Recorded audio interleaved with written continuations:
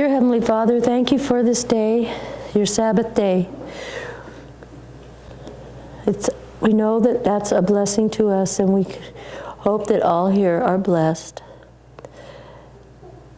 We pray for you to be with us today, guide our thoughts and our hearts, to open up to your message and your word today. We're grateful for your present truth and your leading in our lives. And we thank you and praise you and pray in the name of your Son, Jesus Christ. Amen. Amen.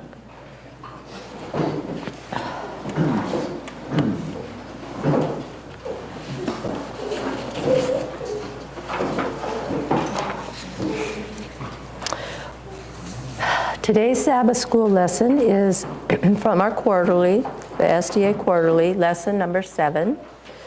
The date is February 8 to 14 because we're doing this a week early. The title is From the Lion's Den to the Angel's Den.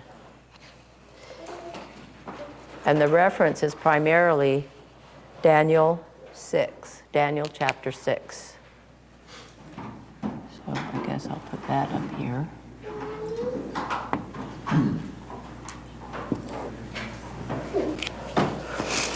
This is a story that most of us are familiar with.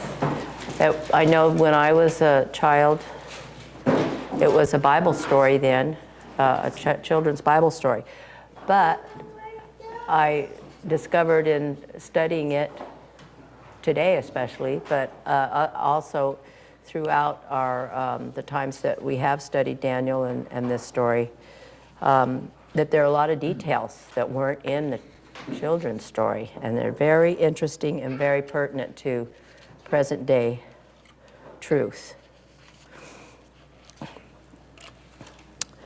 So I want to start by reading the memory text on page 85. So the governors and satraps sought to find some charge against Daniel concerning the kingdom, but they could find no charge or fault because he was faithful, nor was there any error or fault found in him. That's Daniel 6:4 from the New King James Version.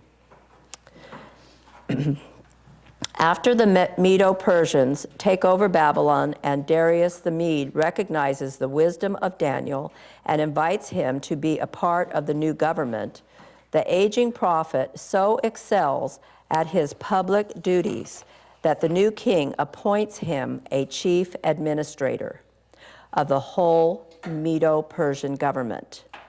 However, as the chapter unfolds, Daniel faces the result of what could rightly be called the first sin, that of jealousy. Yet before the story ends, we can see that Daniel is faithful not only to his secular duties under the Medo-Persians, but most importantly to his God. And we can be sure that to a great degree, his faithfulness to God directly impacts his faithfulness in these other areas as well. Because we know that when you keep the commandments of God, that includes being honest to your fellow man as well. Daniel's experience with persecution serves as a paradigm for God's people in the time of the end. The story does not imply that God's people will be spared from trials and suffering. What it does guarantee is that in the conflict with evil, good will ultimately win out, and God ultimately will vindicate his people. And this is a very important present truth message that we know as well, that by looking at the history of God's working with his people, he can be trusted to get them through trials, and that ultimately good will win out. Going to the next page. Yes?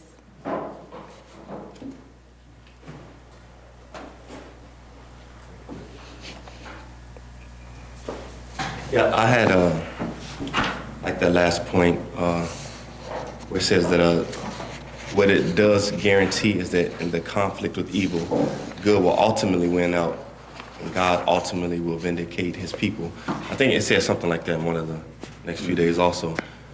But that is the important thing to remember, is that, this world isn't our home, so we are going to suffer evil and persecution in this life. That's not going to end. But when God fixes the problem of the persecution and ends that aspect where we don't suffer anymore, that's going to be at his the second coming. Mm-hmm. So just wanted to. Yes. Because in light of what we've been, learning, and clarity is being brought to a lot of issues. Mm-hmm. Mm-hmm. What we've been watching in current events. We want to remember that. So on the next page, we have a paragraph from Ellen White. Jealous souls. Even in heaven, a perfect environment, Lucifer feels jealous of Christ. Lucifer was envious and jealous of Jesus Christ. Yet when all the angels bowed to Jesus to acknowledge his supremacy and high authority and rightful rule, he bowed with them. But his heart was filled with envy and hatred. That's from the story of redemption. Jealousy is such a dangerous feeling to harbor that in the Ten Commandments themselves, alongside the forbiddance of murder and theft, there is the commandment against covetousness. So this is a point to ponder as well, that this sin of jealousy started in heaven. And we know that God teaches us the end from the beginning. So we know that what happened in the beginning is happening in the end as well. Brother Richard?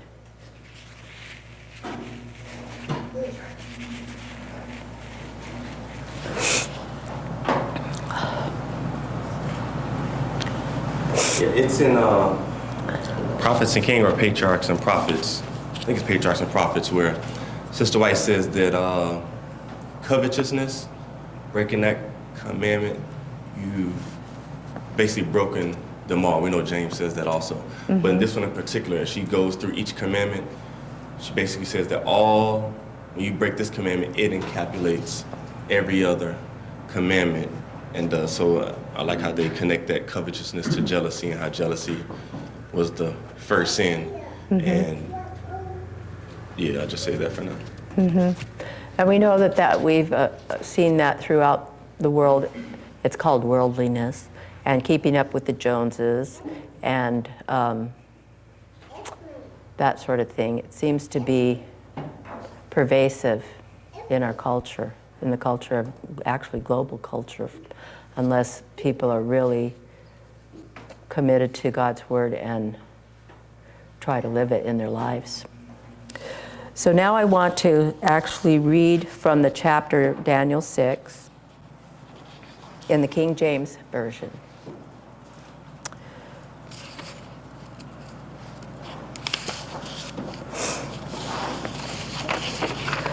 So it says,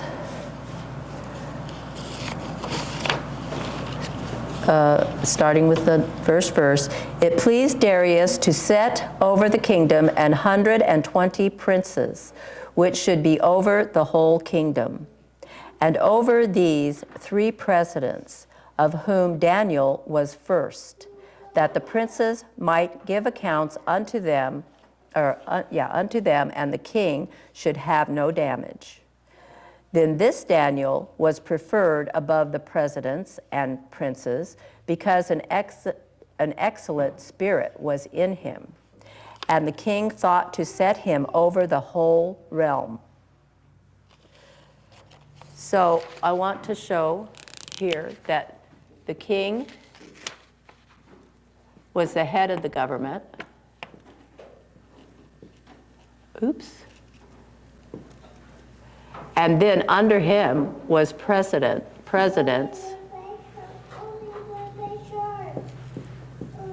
and then princes.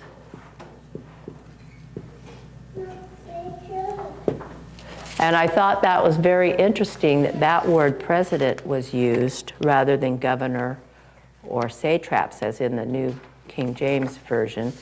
And in fact, when I looked up satraps, that means governor. But anyway, I just thought it was interesting that in the King James Version, it's presidents and princes. And there were 3 presidents, but King Darius wanted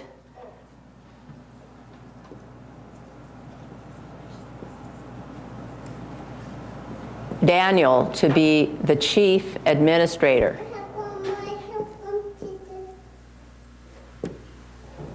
So he would be the most powerful president. I mean, the one that was chief over the others. So there was him, and then 2 other presidents, and then the 120 princes. So that is the power structure there in the government. That was, that Darius wanted set up. So then the presidents and princes sought to find occasion against Daniel concerning the kingdom. But they could find none occasion nor fault, forasmuch as he was faithful.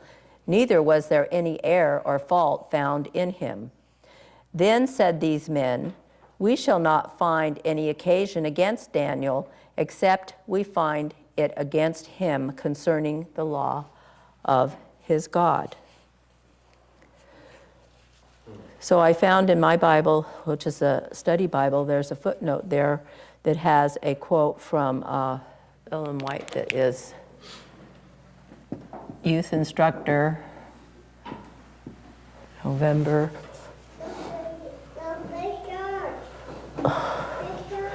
1, 1900, paragraph 2.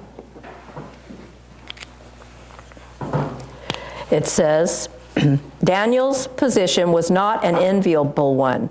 He stood at the head of a dishonest, prevaricating, godless cabinet whose members watched him with keen, jealous eyes to find some flaw in his conduct.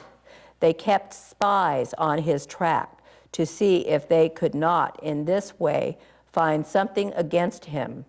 Satan suggested to these men a plan whereby they might get rid of Daniel, use his religion as a means of condemning him, the enemy said. So we know that Satan and his agencies are trying to have an influence on people. And I thought that was a good quote there to show that it's, history is repeating, as it did in Daniel's day, and throughout. We know there's many times when that's occurred because of the great controversy between Satan and Jesus. So further down on page 86 on Sunday's lesson, it says, so they soon realize that in order to frame Daniel, they will have to produce a situation in which Daniel will be faced with the dilemma of obeying either God's law or the law of the empire. And I think we see here the reflection of the upcoming Sunday law, that it's not necessarily about Sunday, but it is about the dilemma of obeying either God's law or the law of the empire.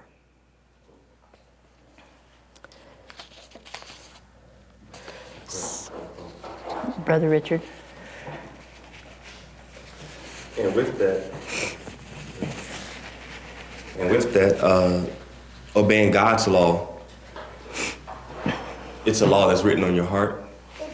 So it's a conviction that a person has. And in here, just like we, seeing in prophecy, how it's part of asking people to, violate their conscience and go against, what is right, and for instance, just like Mitt Romney, what happened this week, and how the conservative right is all these people are truly violating their conscience. They see clearly what is wrong. And they are, I guess, princes, in today's government, they're people who have power. But when you have a person who stands up, goes against what is what everybody else is doing, then this person gets persecuted. And because he was unwilling to violate his conscience, even though he agreed on many other things that the right was pushing. And then Trump is already totally bad-mouthing every single person that's on the left. If you don't go along with what he says, you'll be punished, just like Sonderland and the Lieutenant Colonel Vindman, which just happened. And even his brother, even Benjamin's brother. Yeah, and his brother. And so we see the same thing playing out today with people being asked to violate their conscience and what they believe in, and if it doesn't happen, then you get persecuted. Exactly. So continuing with verse 6, then these presidents and princes assembled together to the king and said thus unto him, King Darius, live forever. All the presidents of the kingdom, the governors and the princes, the counselors and the captains, have consulted together to establish a royal statute and to make a firm decree that whosoever shall ask a petition of any god or man for 30 days, save of thee, O king, he shall be cast into the den of lions. Now, O king, establish the decree and sign the writing that it be not changed, according to the law of the Medes and Persians, which altereth not. Wherefore King Darius signed the writing and the decree. So it shows in our lesson here, it explains. I just like to read this because it's more, it explains it better than I can say it. That's why. Okay, so down here, I'm going to start with he falls into the trap. So Darius falls into the trap laid by the officers who are smart enough to play with the political circumstances of the recently established kingdom. So I think that's something we're seeing in present day politics as well. The politicians have figured out how to play the game and how to use the laws and the loopholes, let's say, to turn things towards their own benefit. It continues down here. Thus, a law forcing everyone to petition only to the king for 30 days seems a good strategy to foster allegiance to the king and thus prevent any kind of sedition, because this is a new kingdom he's setting up and he wants to make sure he starts it off strong. But the officers mislead the king by claiming that such a proposal has the support of all the governors, administrators, satraps, counselors, and advisors. An obvious inaccuracy, or we could say lie, since Daniel is not included. In addition, the prospect of being treated as a god may have been appealing to the king. So we can see the lie, like Lucifer lied, the mixture of truth and error to get their own way. It continues here, there is no evidence that Persian kings ever claimed divine status.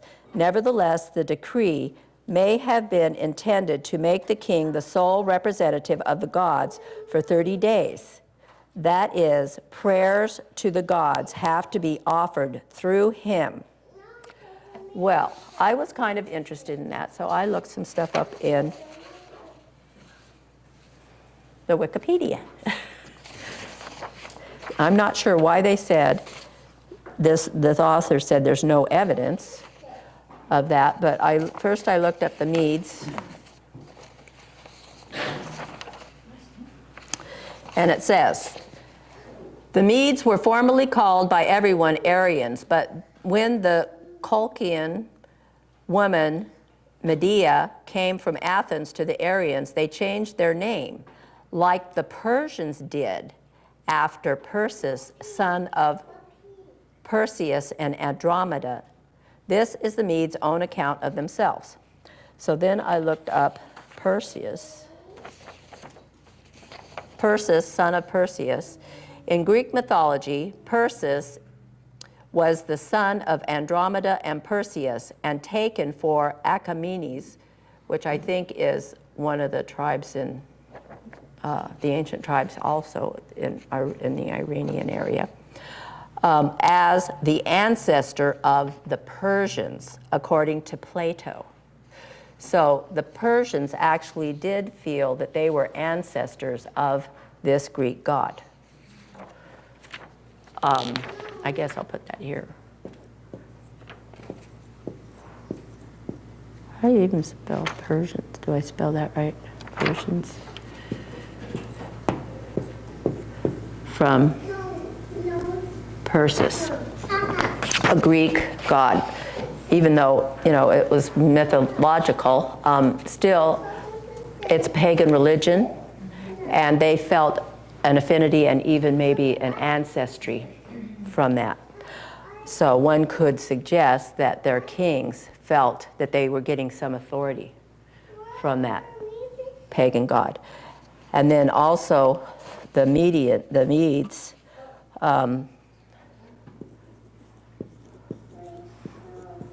their name came from either Medea or her son, Medius. And it said in this article that according to the mythology, she was once a wife of Jason, and that story of Jason and the Argonauts. But there's some, did she stay with him or go with someone else? But anyway, she did have a son named Medius. Oh, I know, I wanted to mention that she was the paternal granddaughter of the sun god Helios. So she was a direct descendant of the sun god in that mythology. Again, a pagan divinity that they felt that they had, that they were ancestors of. And that story and information, one of the historians in that is Diodorus Siculus in Bibliotheca Historica, which was mentioned also as a historian in our text later on in this lesson. So I'm just saying that there's similar resources, same resources for this information in the Wikipedia. So I just thought that was very interesting. So whether he thought that he was a God or just the representative of God on earth, and we know that there's a history of royalty in our world that feels they have a divine right of kingship, even now. And one of their titles is Your Royal Highness, that indicates they are higher than regular men, ordinary men.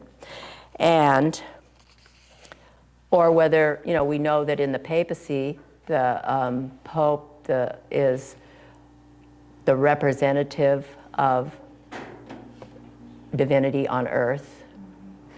So whether it's actual hereditarily, a divine or a representative of the divine on earth, that seems to be what's happening in the Medes and Persians. So I wanted to show something that was presented recently on something I saw on a presentation with Tess, and it was about church over state.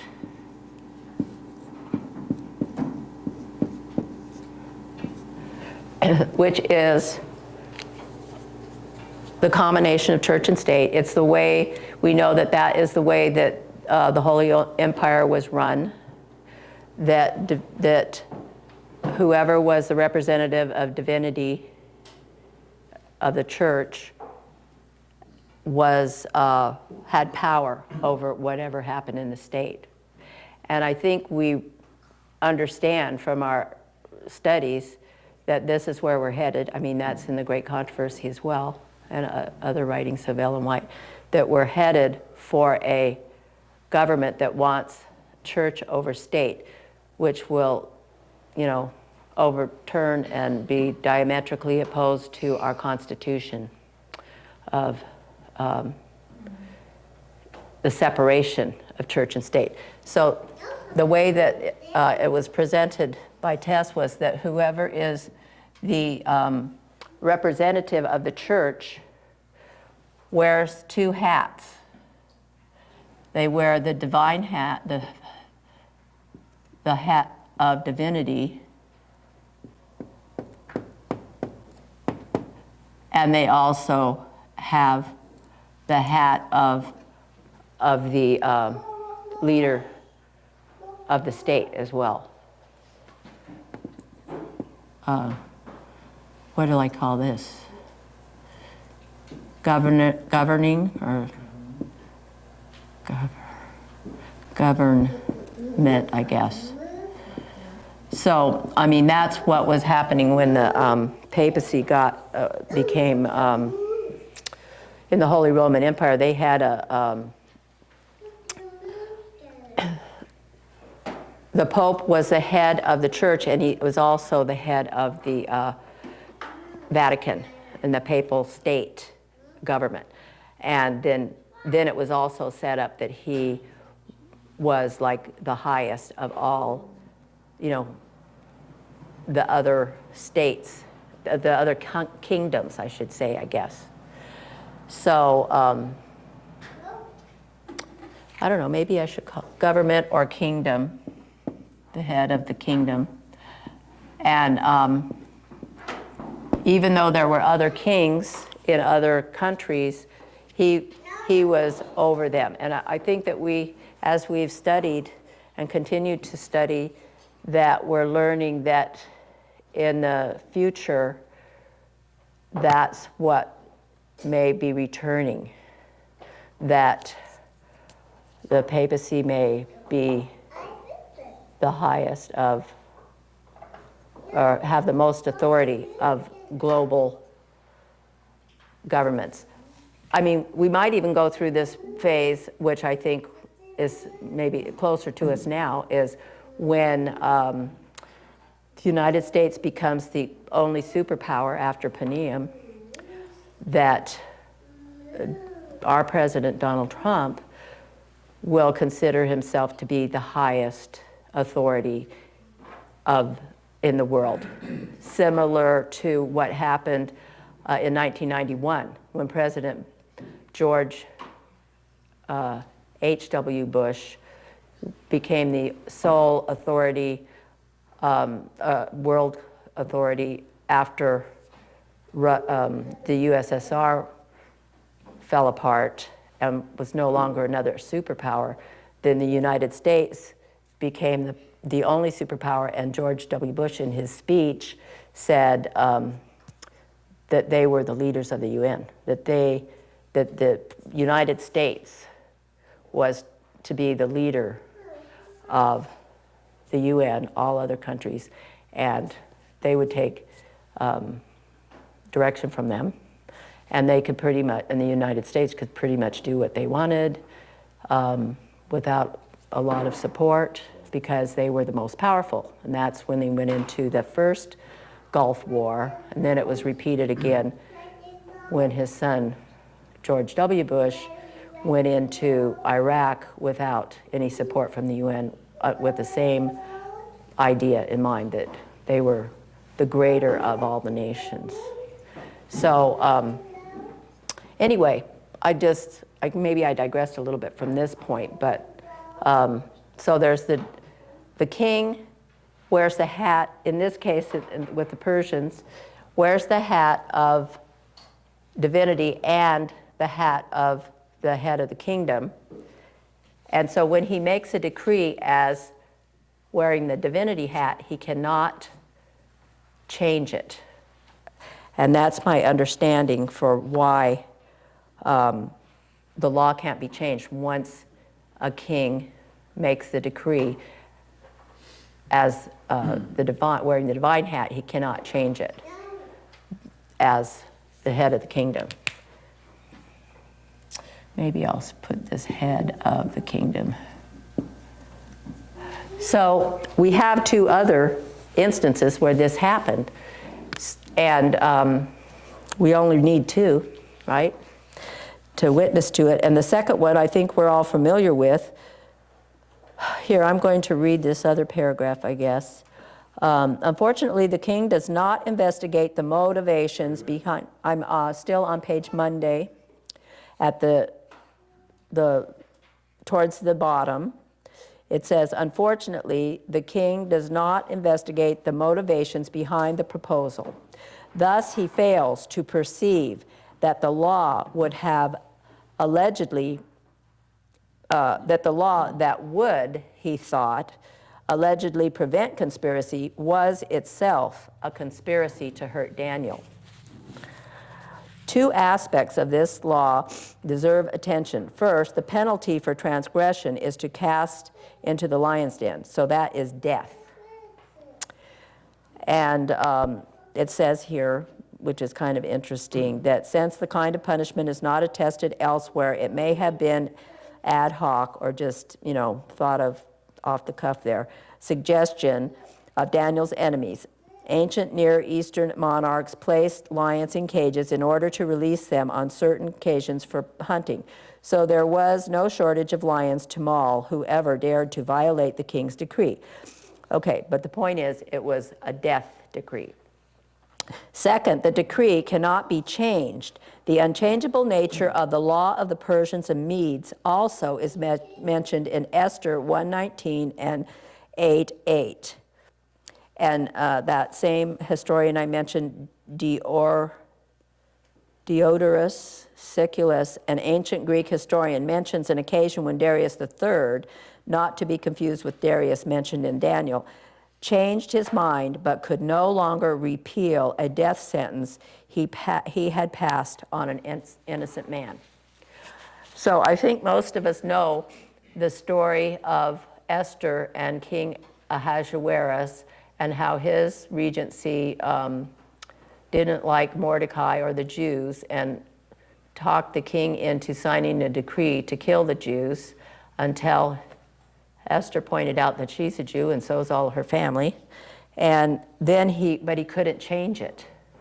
So what he did was make another decree saying that the Jews could defend themselves and kill their enemies. And that pretty much stopped the wholesale killing of Jews because they were able to fight back and they had the right to, according to the king. And then that other Darius III, I didn't find too much about that particular thing, but I discovered that he was the last king of the Medes and Persians, and he was overtaken by Alexander the Great. Brother Richard? Yeah, and in both those stories, you see a crisis being created, and a crisis is created by a lie, and it begins this kind of upheaval, this hatred, and these people being looked at as true enemies of the government, and we see a lot of that happening today with the many lies that people are pushing. One of them is one of my friends on Facebook. She was saying how the governor in, I think it's Virginia, is trying to take away all the guns of everyone in the state, and it was just a flat-out lie, because when you actually read the law that was in place, it's nothing to that effect. The governor's really trying to get rid of assault rifles and things like that. But the point is that a lot of the things that are happening today with these, conspiracy theories, these lies, is going out saying that the left want to get rid of, all guns, they hate the Constitution and all that. It's just creating this setting for people to, really be angry and reactionary and to look at us as, enemies of the Constitution and enemies of the state. We see that same, trend happening. Yes, and they don't realize they call them amendments because you can amend them, by the way. I just thought I'd throw that in. So, and that was part of the safeguard and fail-safe measures that the forefathers built in. So I put this here. I'm sorry I end up writing kind of partially in cursive. I hope it's legible. But Darius, these are the times he was there, which is, after the fall of Babylon, 522 to 486. Then Xerxes is the person, that's what they said the name of that king was. Oh, this is one, and this is one. And they said that this was the same person as, kind of messy, sorry. Same person as Ahasuerus. And that's when the timing would be. And then this was later, right before Alexander the Great took him over.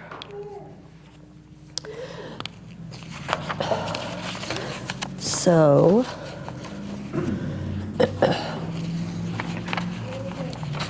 okay, we'll move on to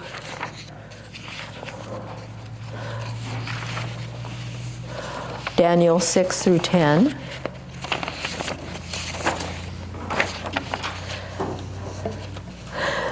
Now when Daniel knew that the writing was signed, he went into his house, and his windows being open in his chamber toward Jerusalem, he kneeled upon his knees 3 times a day and prayed, and gave thanks before his God, as he did aforetime. Then these men assembled and found Daniel praying and making supplication before his God. Then they came near and spake before the king concerning the king's decree.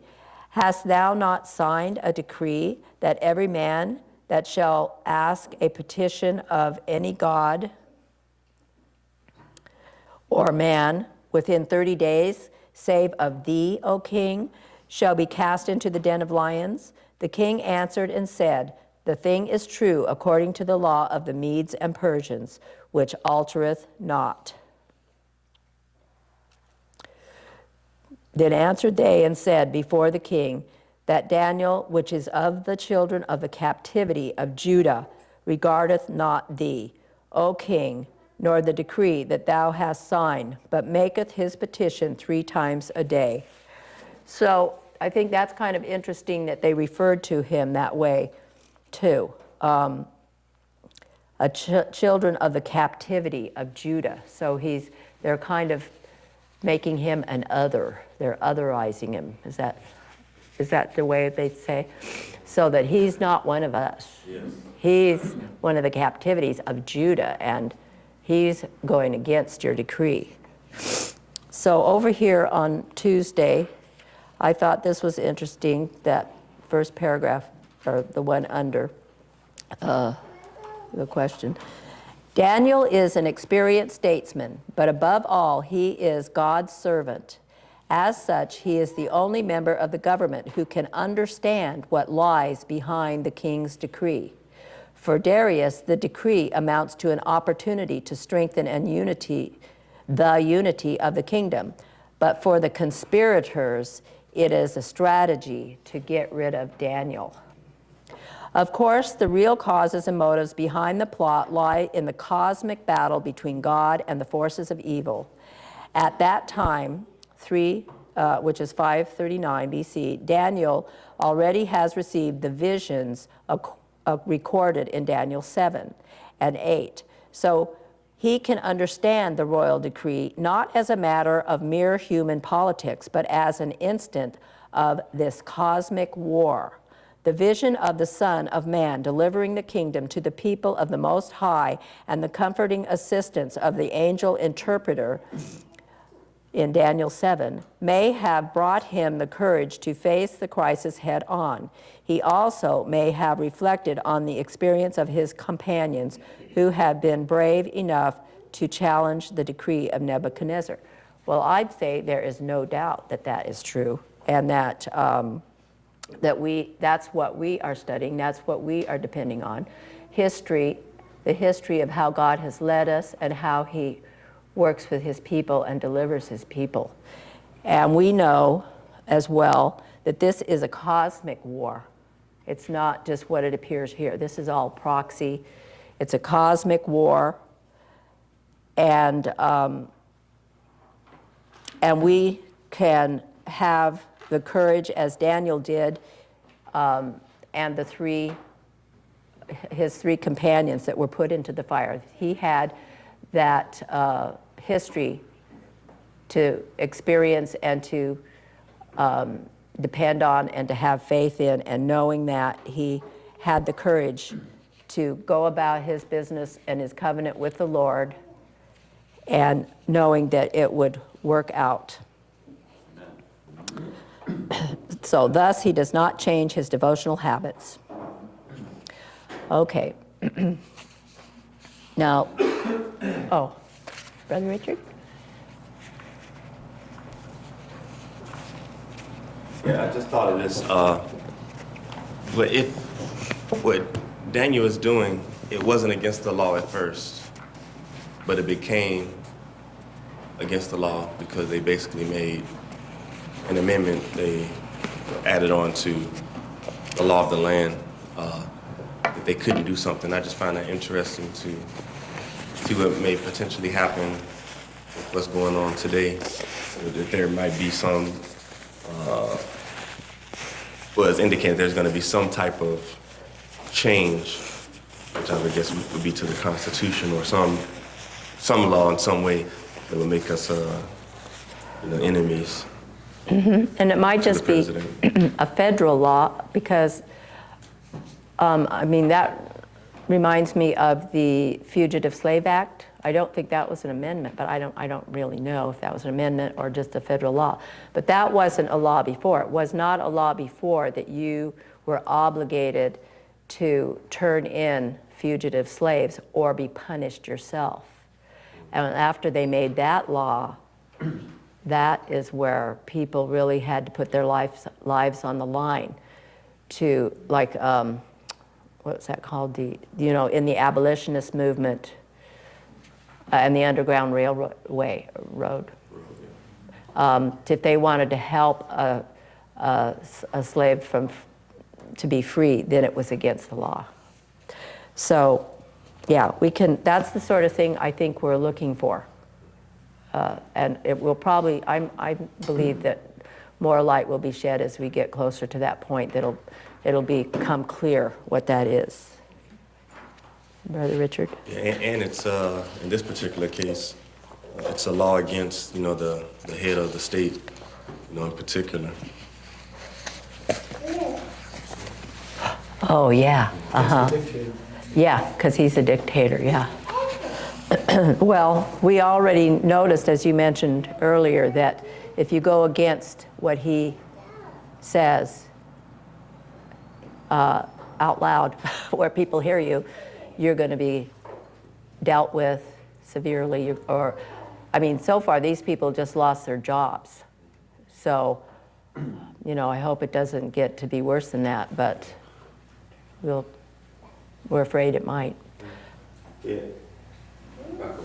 I don't need it, but also the people who were just lost their job, they were actually subpoenaed, and they had to do this. It wasn't like they just volunteered and said, I'm raising my hand, I want to come out and say this, I want to be an enemy. They were subpoenaed, they had to come to court and do it, and they were still punished.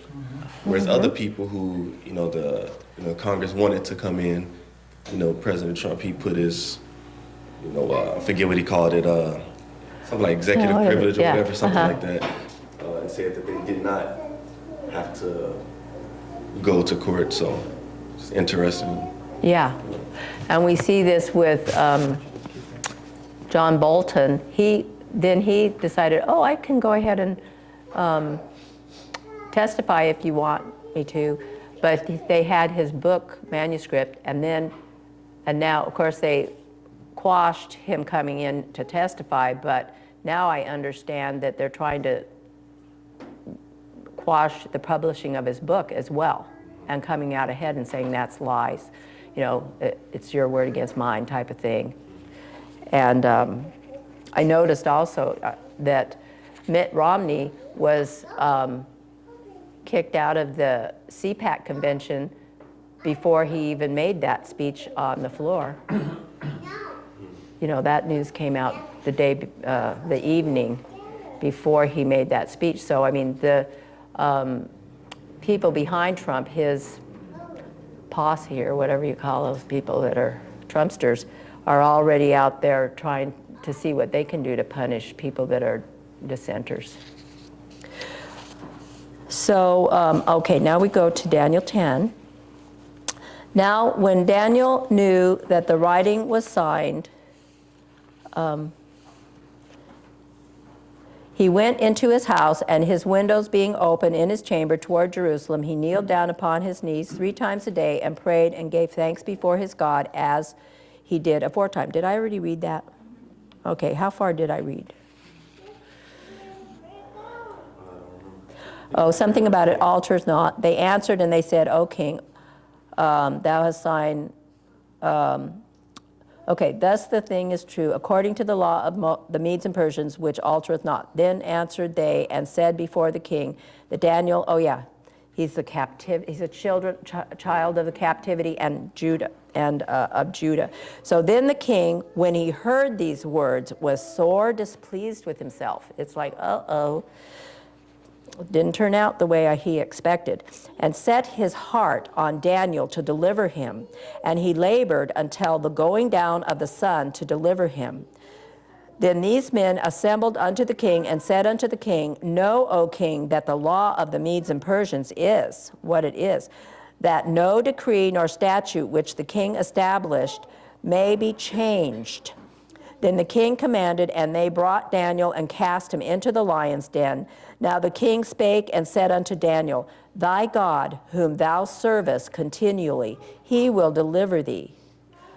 And a stone was brought and laid upon the mouth of the den, and the king sealed it with his own signet and the signet of his lords, that the purpose might not be changed concerning Daniel.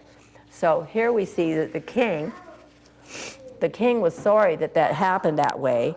He actually had a faith in Daniel's God, that Daniel's God would deliver him. He was very admired Daniel and his faithfulness, his loyalty, and felt that he probably, I mean, we mentioned earlier that he had an excellent spirit in him at the beginning of the chapter, remember. So he could see, I believe, the Holy Spirit working through Daniel, and he was touched by that, and he responded to that, and he believed that Daniel's God could save him.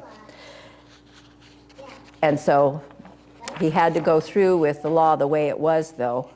And this brings us to a recollection of Nebuchadnezzar and how Nebuchadnezzar was converted after Daniel's 3 companions were put in the fiery furnace, and he could see that their God was more powerful than him or their pagan gods, and that indeed they were life-saving. His God was a living God.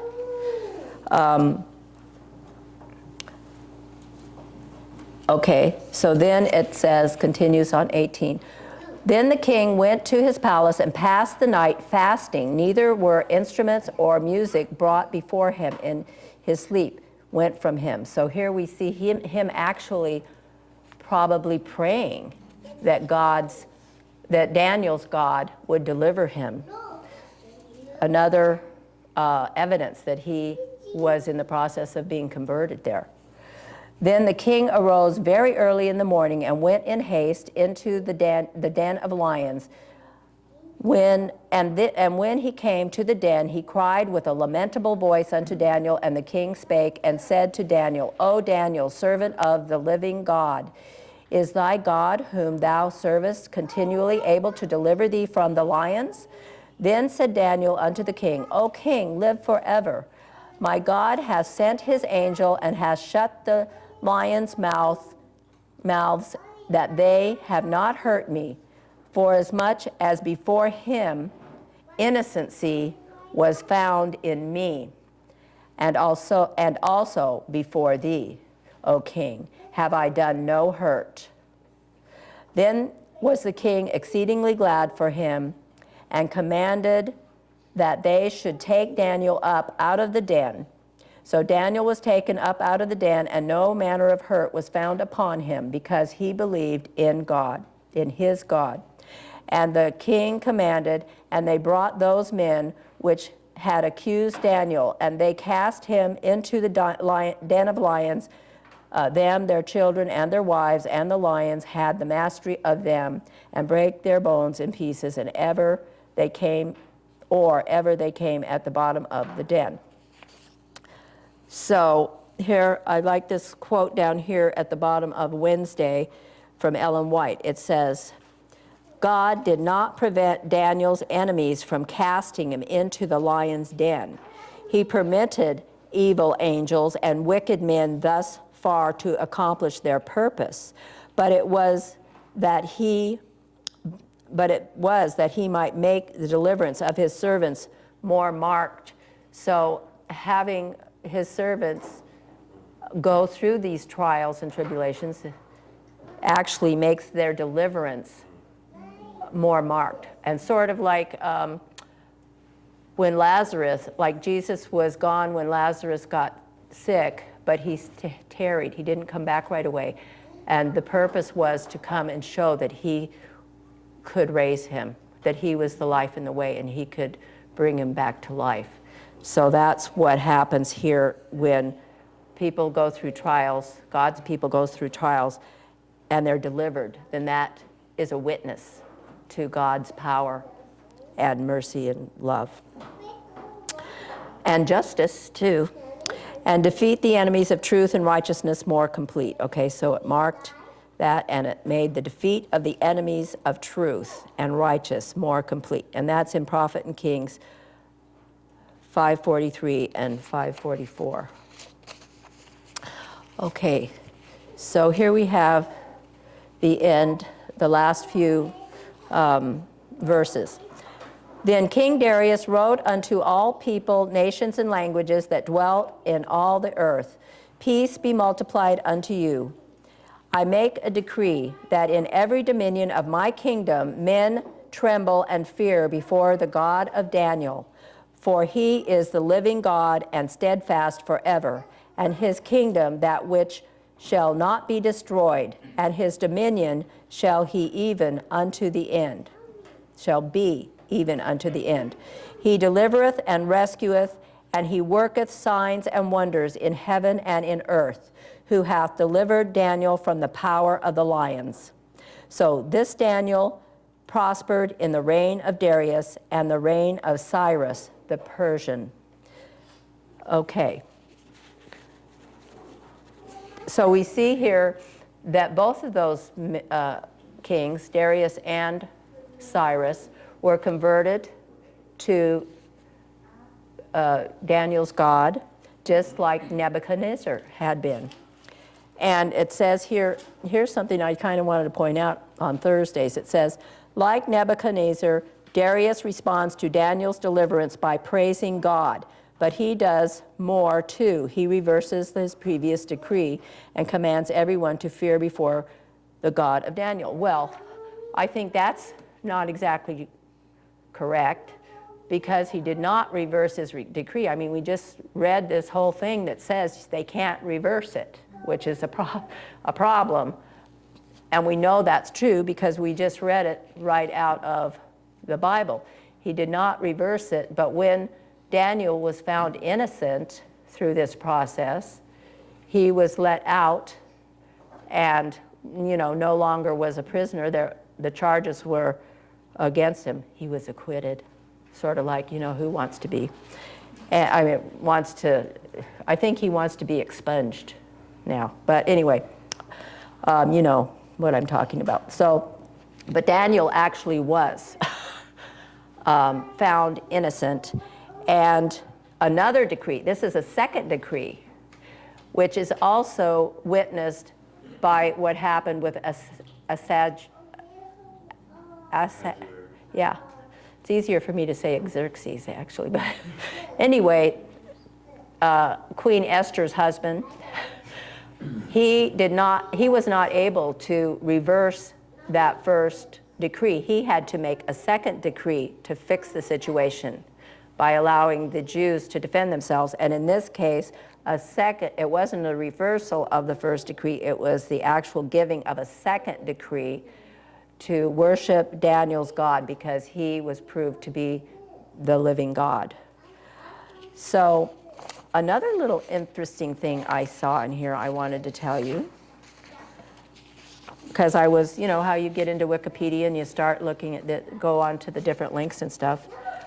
So I noticed on this, Deosis collected the Medes into the nation. I'm not sure who that was, but it was somebody previous. Into a nation and ruled over them. Is that what I'm trying to read? I think so. Well, the point is they were put into 6 tribes.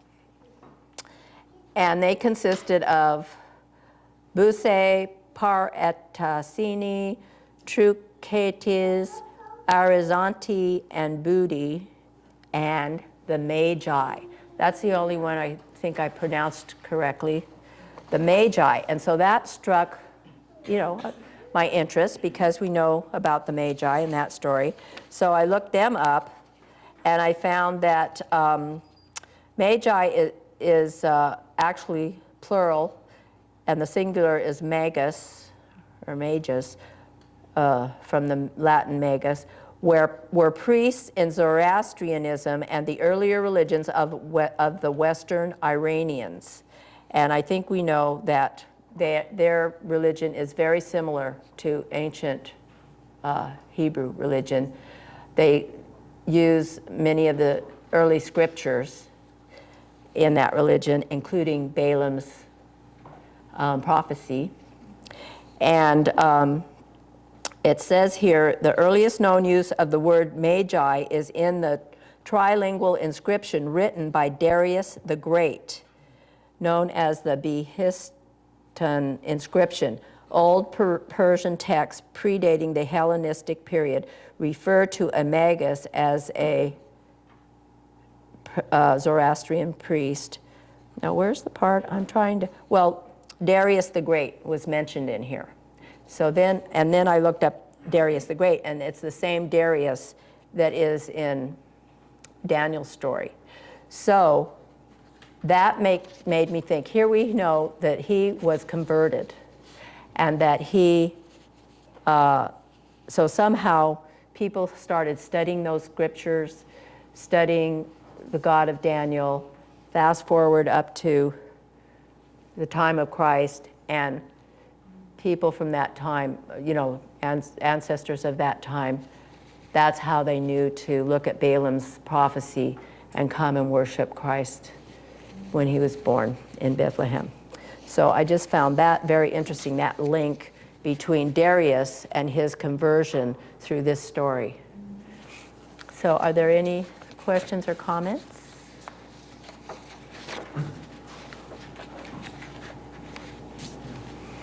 Okay, well, thank you very much. I don't think I pray right now, do I? Let me just go on to the next one. Oh, I do close? Okay, I'm going to close with prayer then.